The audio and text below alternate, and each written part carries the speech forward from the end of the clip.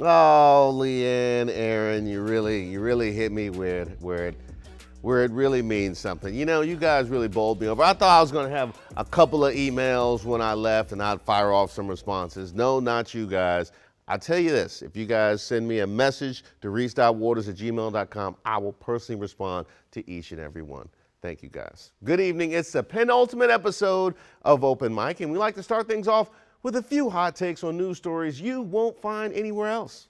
Naturally, let's start things off in the district. The Georgetown Hoyas finally snapped a 29-game conference losing streak with an 81-76 victory over DePaul.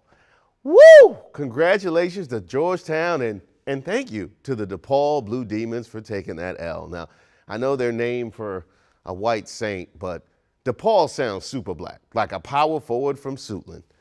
Now, on to Patrick Ewing. Now, I don't want to make fun of Patrick since he brought Georgetown their only national championship. Do you practice that shot? But it's hard to defend him after all these losses. This streak was like watching Pat miss a finger roll at the buzzer instead of dunking it for 29 straight games. That's right. I remember the finger roll of doom. And if you're too young for that reference, Google it or ask a Knicks fan. They'll tell you once they stop crying. But congratulations to the Georgetown Hoyas. Congratulations to all Bulldogs. That win had to feel like breaking a generational curse. Let's hope it's something to build on. Let's stay in D.C. for this next story.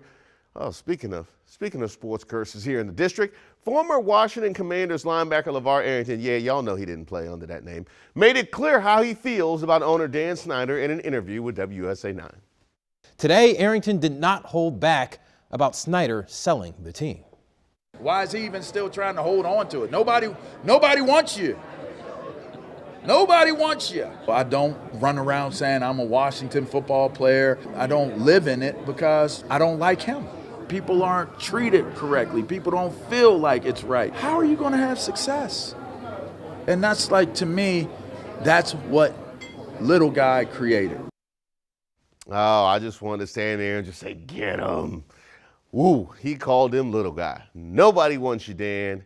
Get up out of here. And you know what? He's not wrong at all. Arrington has been critical of Dan Snyder since his playing days. We should have known he'd had something in the chamber for little guy, because when a three-time Pro Bowler doesn't want to talk about his glory days on the gridiron, something is wrong, because most former players can't stop talking about the past. Dan Snyder has robbed this man of any Al Crazy Legs Bundy joy this life was going to bring him.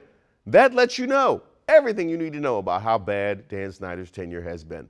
Let's head to Woodland, Washington State for this next story. That's right, Washington State, you hold this L because we're handing it over. A burglar rappelled into a Walmart from the roof and stuffed the contents of a jewelry counter into a backpack on an attempted heist on Christmas Day. The suspect clipped a carabiner to an HVAC unit up top and dropped the other end of the rope right into the store. The rope left hanging down just far enough. Once inside, the suspect made a beeline for the jewelry case and loaded up a backpack full of items worth about $5,100. They did all this to hit a Walmart? That is priceless art energy, not rollback pricing. You don't need to go that hard for a Walmart. Now, the reason they haven't caught this guy is because this happened in Washington State, because they're full of mountain climbers and survivalists. It could literally be anybody. But the best/worst part of this story, this person went through all this effort, then got scared once the security alarm went off and dropped the backpack containing the stolen jewelry. That's right, they literally fumbled the bag. That is disgraceful. Instead of leaving with $5,100, the suspect actually took a loss once they left the rope and gear at the crime scene.